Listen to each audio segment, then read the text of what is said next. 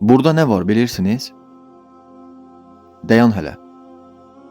Bəs burada nə var? Əlbəttə ki, bilmirsiniz. Oxudun bir səhifə, 50 evro verdilər. Oxudun ikinci səhifəni, daha bir 50 evro verdilər. Vallahi gözünüzü çəkməzdiniz bu kitabdan. Aha, dayan bir səhifə də oxuyum, torpaq almağa pul yığmalıyam. Bir-iki səhifə də oxuyum, ev tikməliyəm. Hə, toy eləməliyəm.